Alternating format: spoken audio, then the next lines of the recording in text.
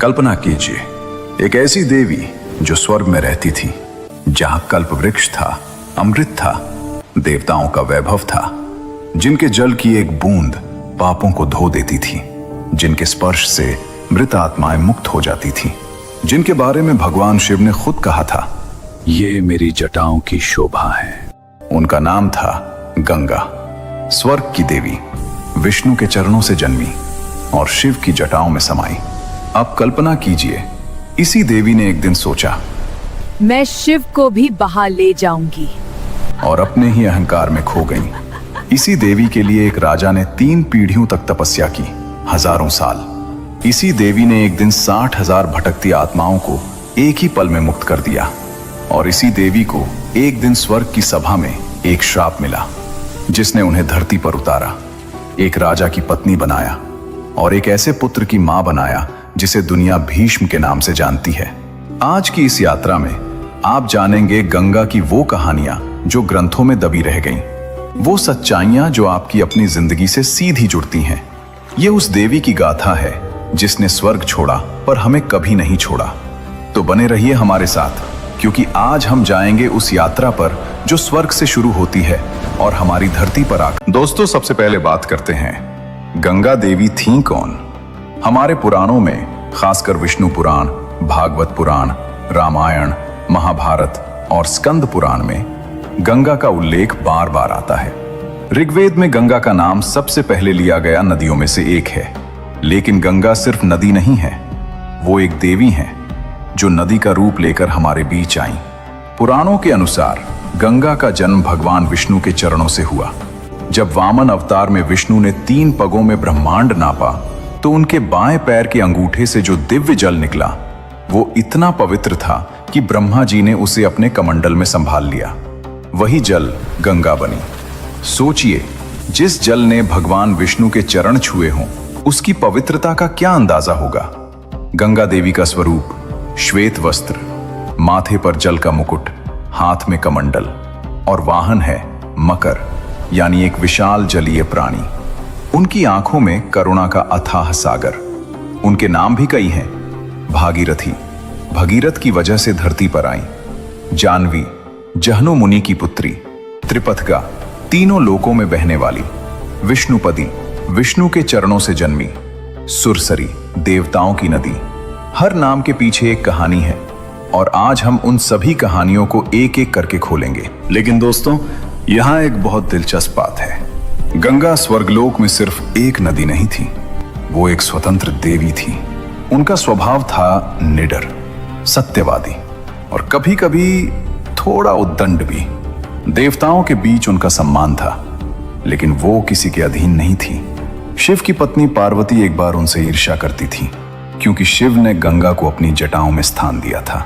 ये रिश्ता बहुत गहरा था, बहुत जटिल था, और इसी रिश्ते में छुपा था वो अहंकार जो गंगा को एक बड़ा सबक देगा। लेकिन उससे पहले बात करते हैं उस दर्दनाक घटना की जिसने गंगा को धरती पर आने का कारण बनाया। उन 60,000 आत्माओं की कहानी जो न स्वर्ग में थी न धरती पर, भटकती रहीं युगों तक। ये कहानी है उस दौर की जब अयोध्या में एक महान राजा राज करते थे। उनका नाम था महाराज सगर, सूर्यवंश के राजा, भगवान राम के पूर्वज, इतने शक्तिशाली कि उनकी सेना का नाम सुनकर दुश्मन कांपते थे। सगर ने ठाना, मैं अश्वमेध यज्ञ करूंगा। अश्वमेध यज्ञ यानी एक पवित्र घोड़ा छोड़ा जाता है। जहां भी वो घोड़ा जाए, वो राज्य राजा का हो जाए। कोई रोके तो युद्ध। सगर की ताकत देखकर देवलोक में हलचल मच गई। इंद्रदेव घबरा गए। अगर सगर इतने शक्तिशाली हो गए तो स्वर्ग का सिंहासन भी खतरे में है। इंद्र ने एक चाल चली। इंद्र ने वो यज्ञ का घोड़ा चुरा लिया और छुपा दिया महर्षि कपिल के आश्रम में। वो महर्षि जो इतनी गहरी तपस्या में थे कि उन्हें बाहर की दुनिया की कोई खबर नहीं थी। सगर के 60,000 पुत्र थे, राजा के 60,000 पुत्र। सुनकर ही अंदाजा लगाइए कितनी बड़ी शक्ति थी। वो सब निकले घोड़े की तलाश में। पूरी पृथ्वी छान मारी, पहाड़, जंगल, समुद्र, हर जगह ढूंढा और आखिरकार पहुंचे कपिल मुनि के आश्रम में। वहां घोड़ा था और पास में एक ऋषि ध्यान में बैठे थे। 60,000 पुत्रों ने सोचा, यही चोर है। उन्होंने तपस्या में लीन महर्षि को अपशब्द कहे, ऋषि को जगाने की कोशिश की, धक्के दिए, चिल्लाए, और तब कपिल मुनि की आंखें खुली। वो आंखें जो वर्षों से बंद थीं, वो आंखें जिनमें हजारों साल की तपस्या की अग्नि थी। उन्होंने उन 60,000 पुत्रों को देखा। एक पल, बस एक पल, और अगले ही पल 60,000 पुत्र राख हो गए। बिना किसी हथियार के, बिना किसी युद्ध के, बस एक क्रोधित दृष्टि, और सगर के 60,000 पुत्र इतिहास बन गए। दोस्तों, जो इंसान बिना अंतिम संस्कार के मरता है वो मुक्त नहीं होता। उसकी आत्मा भटकती रहती है, न स्वर्ग में जा सकती है, न धरती पर रह सकती है। 60,000 आत्माएं, सगर के वो पुत्र युगों तक भटकते रहे। न किसी लोक में जगह मिली, न मोक्ष मिला। उनकी मुक्ति का सिर्फ एक रास्ता था, गंगा जल। अगर गंगा का जल उनकी राख को छू ले तो मुक्ति मिल सकती थी, लेकिन गंगा स्वर्ग में थी और उन्हें धरती पर लाना असंभव लगता था। यहीं से शुरू हुई 3 पीढ़ियों की वो यात्रा जो हजारों साल चली और एक भगीरथ पर आकर पूरी हुई। सगर के बाद उनके वंशज एक एक करके कोशिश करते रहे। अंशुमान, सगर के पोते, उन्होंने तपस्या की वर्षों तक, लेकिन सफल नहीं हुए। दिलीप, अंशुमान के पुत्र, उन्होंने भी जीवन लगा दिया, लेकिन गंगा धरती पर नहीं आई।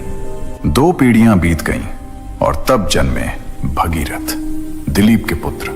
जब भगीरथ को पता चला कि उनके पूर्वज 60,000 आत्माएं अभी भी भटक रही हैं, उनके मन में एक संकल्प उठा।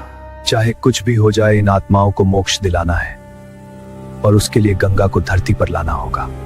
भगीरथ ने राजपाट छोड़ दिया, महल छोड़ा, सुख छोड़ा, परिवार छोड़ा और चले गए हिमालय की ओर। वहां शुरू की ब्रह्मा जी की तपस्या। वर्षों तक एक पैर पर खड़े रहे, ठंड में भी, गर्मी में भी, तूफान में भी। भोजन नहीं, आराम नहीं, बस एक ही धुन, गंगा को धरती पर लाना है। और आखिरकार ब्रह्मा जी प्रकट हुए। ब्रह्मा जी ने कहा, वत्स, तुम्हारी भक्ति ने मुझे प्रसन्न किया। मैं गंगा को धरती पर भेजूंगा। भगीरथ के चेहरे पर खुशी आई, लेकिन तभी ब्रह्मा जी ने एक बात और कही। लेकिन एक समस्या है। भगीरथ ने पूछा, कौन सी समस्या प्रभु? ब्रह्मा जी बोले, गंगा का वेग इतना प्रचंड है, इतना विशाल, कि अगर वो सीधे धरती पर गिरी तो पृथ्वी टूट जाएगी, पाताल तक चली जाएगी, सब कुछ नष्ट हो जाएगा। इसलिए तुम्हें भगवान शिव की तपस्या करनी होगी।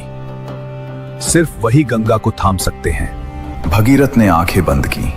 एक और तपस्या, एक और असंभव काम, लेकिन भगीरथ डरे नहीं। जब तक काम पूरा नहीं होता, रुकूंगा नहीं। इस बार वो पहुंचे कैलाश पर्वत पर और शुरू की महादेव की तपस्या। शिव की तपस्या करना आसान नहीं था, लेकिन जब भक्ति सच्ची हो तो शिव को पिघलते देर नहीं लगती। एक दिन कैलाश पर कंपन हुआ, नीली रोशनी फैली और भोलेनाथ प्रकट हुए। शिव ने भगीरथ को देखा, उनकी आंखों में अटूट विश्वास था। शिव मुस्कुराए, ठीक है भगीरथ, तुम्हारा संकल्प मैंने देख लिया। मैं गंगा को अपनी जटाओं में ले लूंगा। दोस्तों, अब आती है इस पूरी कहानी की सबसे दिलचस्प बात। जब स्वर्ग लोक में यह खबर पहुंची कि गंगा को धरती पर जाना है और शिव की जटाओं से होकर गुजरना है, तो गंगा ने क्या सोचा? गंगा ने सोचा, मैं शिव की जटाओं से होकर जाऊंगी। मेरा वेग तो इतना है कि मैं शिव को ही बहा ले जाऊंगी। देखते हैं शिव क्या करते हैं। यह था गंगा का अहंकार, एक देवी का घमंड, और यही घमंड उन्हें एक बड़ा सबक देने वाला था। भगीरथ ने शिव को संकेत दिया। ब्रह्मा जी ने कमंडल से गंगा को मुक्त किया। आकाश में एक विशाल जलधारा प्रकट हुई, चमकती हुई, गरजती हुई, पूरे ब्रह्मांड को हिलाती हुई। गंगा नीचे की तरफ आई, पूरे वेग के साथ। उनके मन में था, मैं शिव की जटाओं से होकर जाऊंगी। मेरा वेग तो इतना है कि मैं शिव को ही बहा ले जाऊंगी। देखते हैं शिव क्या करते हैं। और जब गंगा शिव की जटाओं में पहुंची, वो रुक गई, उलझ गई। शिव की जटाओं में इतने रास्ते थे इतने पेच थे कि गंगा जिधर जाती थी उधर और उलझती जाती थी, जैसे कोई भूल भुलैया हो। गंगा एक रास्ते से निकलने की कोशिश करती और 3 और रास्तों में फंस जाती। महादेव की जटाएं, जिनमें पूरे ब्रह्मांड के रहस्य थे, उनमें गंगा खो गई। वर्षों तक बाहर नहीं निकल सकी। अहंकार का यही जवाब होता है। धरती पर भगीरथ इंतजार कर रहे थे, गंगा आई नहीं। वो समझ गए कुछ हो गया है। वो फिर झुक गए शिव के सामने। प्रभु, गंगा मां को मुक्त करें। मेरे पूर्वज इंतजार कर रहे हैं, उन्हें मोक्ष चाहिए। शिव ने आंखें खोली। उनके मुख पर एक हल्की मुस्कान थी। उन्होंने अपनी जटाएं ढीली की, धीरे धीरे, और गंगा निकली। इस बार अहंकार के बिना, इस बार विनम्रता के साथ। शिव की जटाओं ने उन्हें 7 धाराओं में विभाजित किया, 3 स्वर्ग की तरफ, 3 पाताल की तरफ और एक सीधे भगीरथ के पीछे। धरती पर गंगा का आगमन हो चुका था। भगीरथ आगे चले, रथ पर सवार, राजसी वेश में, और पीछे पीछे बह रही थी गंगा। पहाड़ों से होती हुई, घाटियों से गुजरती हुई, जंगलों को पार करती हुई।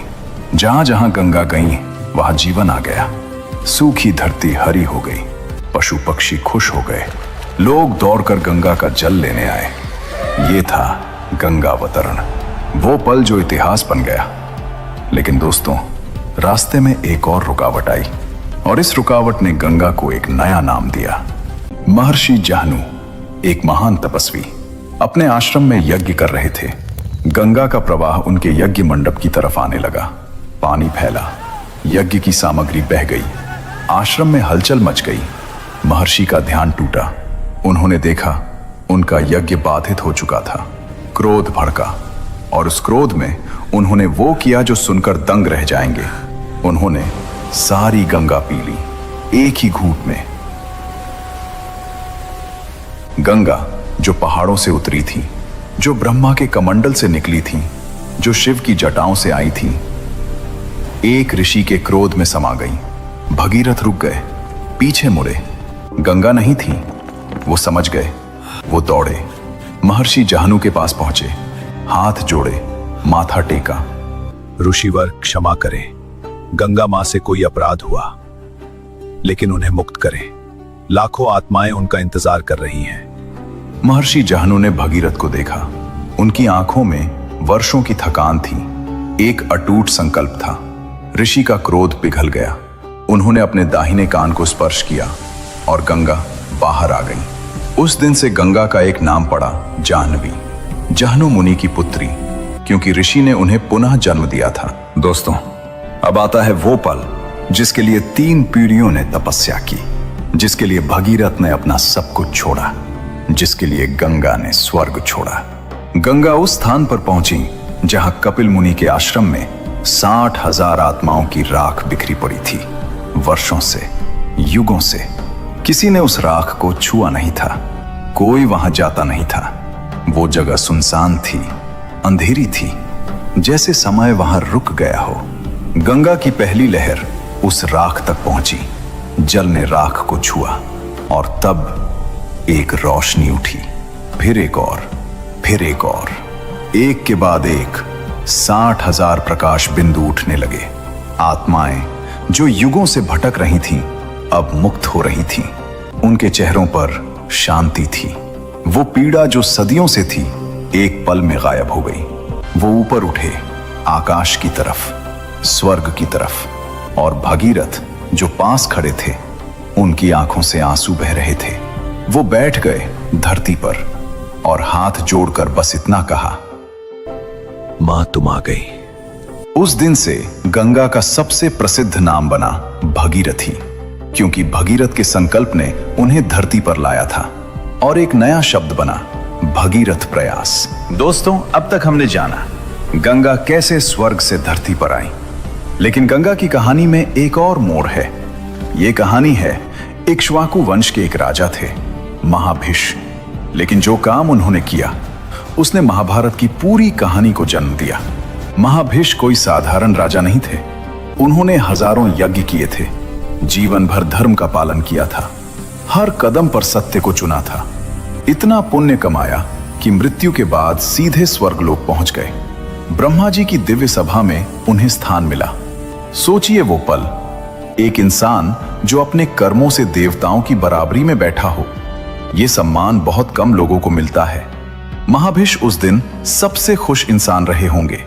सभा चल रही थी, देवता थे, ऋषि थे, गंधर्व थे, और वहीं एक तरफ बैठी थी गंगा देवी, श्वेत वस्त्र, दिव्य तेज, शांत मुखमंडल।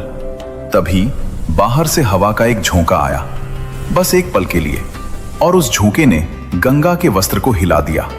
पूरी सभा में जैसे सब कुछ रुक गया। देवताओं ने आंखें झुका ली, ऋषियों ने दृष्टि फेर ली, गंधर्वों ने नीचे देखा। यही मर्यादा थी, यही धर्म था। लेकिन महाभिष वो देखते रहे, एक पल, 2 पल, 3 पल, और उन्हें पता भी नहीं चला कब उनकी नजर मर्यादा की रेखा पार कर गई। ब्रह्मा जी सब देख रहे थे, वही ब्रह्मा जी जिन्होंने महाभिष को स्वर्ग में स्थान दिया था। उनका चेहरा धीरे धीरे गंभीर हो गया। ब्रह्मा जी बोले, तूने आज यहां इस पवित्र सभा में मर्यादा तोड़ी।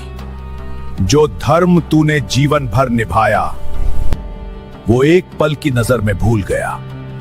इसलिए मैं तुझे श्राप देता हूं। तू फिर से मृत्यु लोक पर जन्म लेगा, उस धरती पर जहां से तू इतनी मेहनत से ऊपर आया था।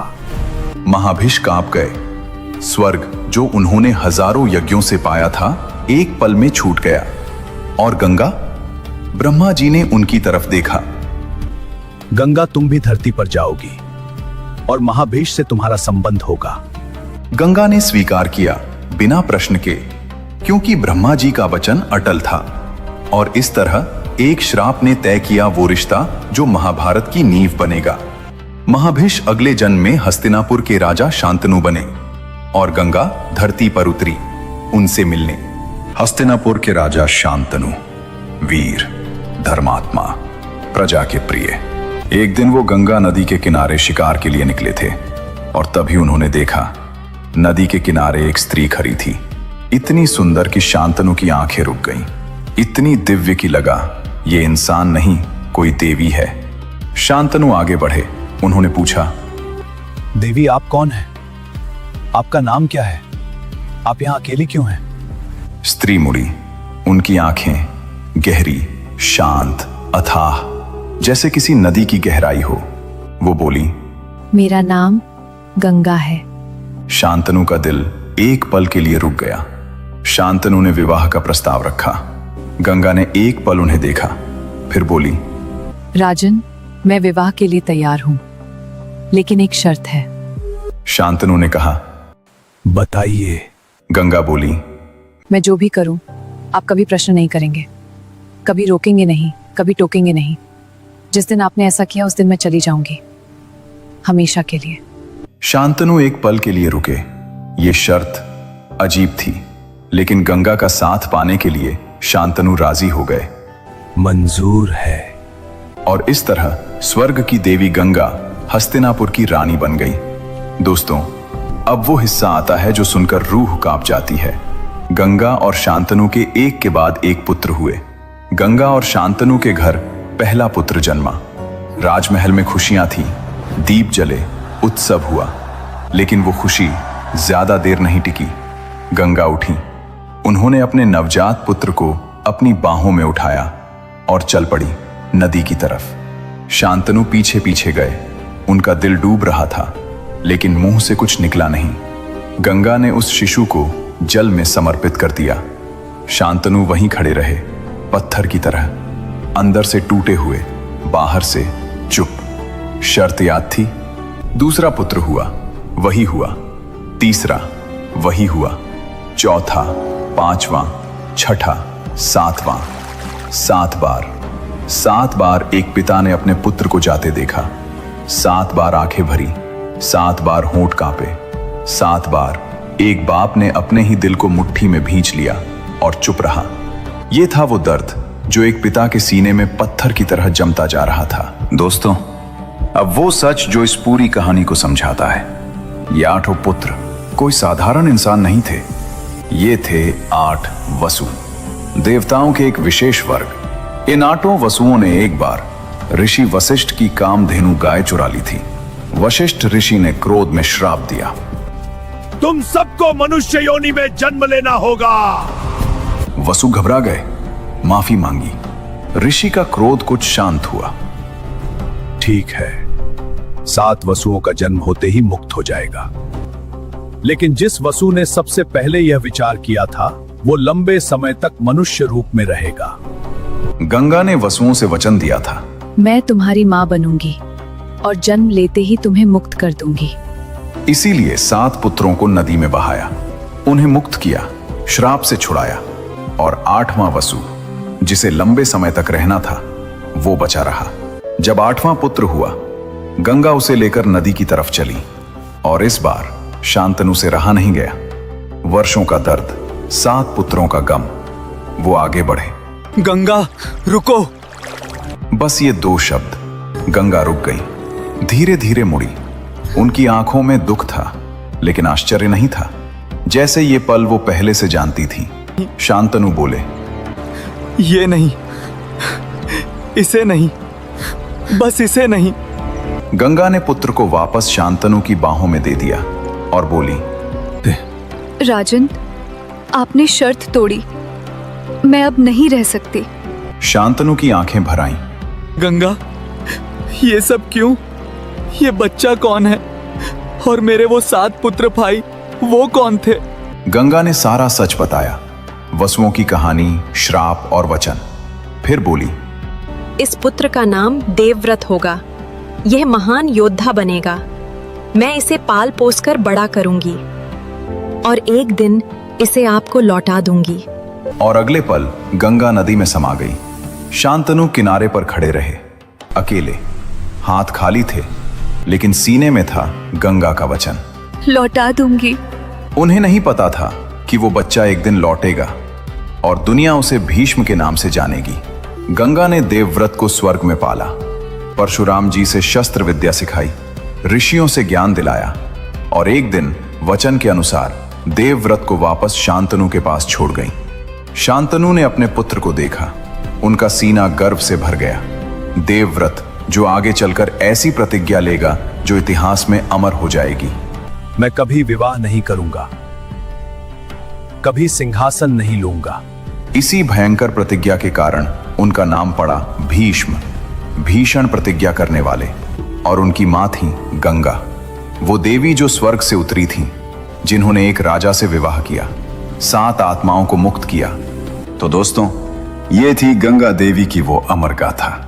वो देवी जो विष्णु के चरणों से जन्मी, वो देवी जो शिव की जटाओं में समाई और अहंकार का सबक सीखा, वो देवी जिनके लिए एक भगीरथ ने 3 पीढ़ियों की तपस्या पूरी की, वो देवी जिन्होंने 60,000 आत्माओं को एक ही पल में मुक्त कर दिया, और वो देवी जो एक शाप के कारण धरती पर आई, एक राजा की पत्नी बनी, 7 आत्माओं को मुक्त किया और एक ऐसे पुत्र को जन्म दिया जिसे दुनिया भीष्म के नाम से जानती है।